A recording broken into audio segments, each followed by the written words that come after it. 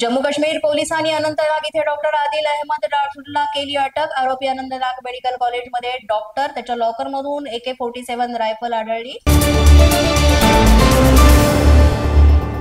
दिल्लीतील स्फोटाच्या पार्श्वभूमीवर सांगलीतील मिरज जंक्शनवर हाय अलर्ट। येणाऱ्या जाणाऱ्या प्रवाशांची कसून तपासणी। मिरज रेल्वे स्थानकावर तगडा बंदोबस्त तैनात। डॉग स्क्वॉडच्या माध्यमातून सुद्धा इथे तपासणी मोहीम।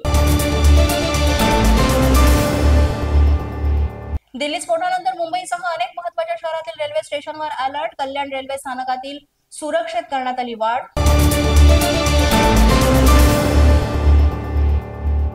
राष्ट्रपती द्रौपदी मुर्मू यांची गृहमंत्र्यांशी फोनवरून चर्चा। दिल्लीतील लाल किल्ल्याजवळ झालेल्या स्फोटाची मागितली माहिती।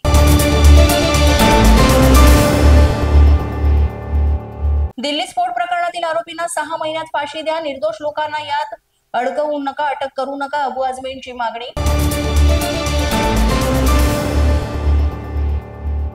दिल्लीतील स्फोटानंतर पिंपरी चिंचवड पोलीस अलर्ट मोडवर। देहूतील संत तुकाराम मंदिर परिसरामध्ये पोलीस बंदोबस्त तैनात।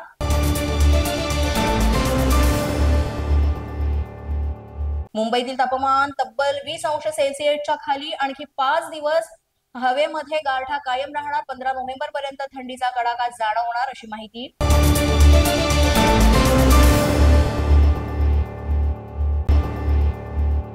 नागपूरसह विदर्भाच्या अनेक भागामध्ये थंडी, गुलाबी थंडीचा आनंद घेण्यासाठी नागपूरकर मॉर्निंग वॉकला निघाले। नागपूरचा पारा 12 अंशावर।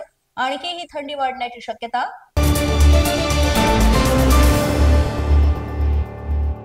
बिबट्यांची संख्या वाढत असल्यानं नागरिक हैराण। AIचा वापर करत तयार केला पट्टेरी वाघ। वन विभागाने या तरुणाला केली अटक।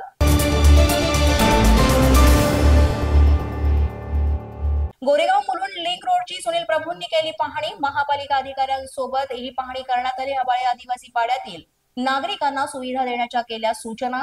पोलीस माझा न्यूजच्या बातमीपत्रात आज इतकंच। तुम्हाला आमचं बातमीपत्र कसं वाटतंय याबाबत अवश्य अभिप्राय कळवा।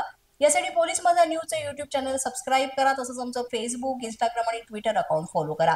अधिक माहितीसाठी आमच्या www.policemazhanews.com या वेबसाईटला भेट द्या। आमचे अधिकृत प्रतिनिधी व्हायचे असेल तर स्क्रीनवर दिलेल्या क्रमांकांवर आजच संपर्क साधा। आजच्या बातमीपत्रात इतकंच। पुन्हा भेटूया पुढील बातमीपत्रात। तोपर्यंत पाहत रहा पोलीस माझा न्यूज।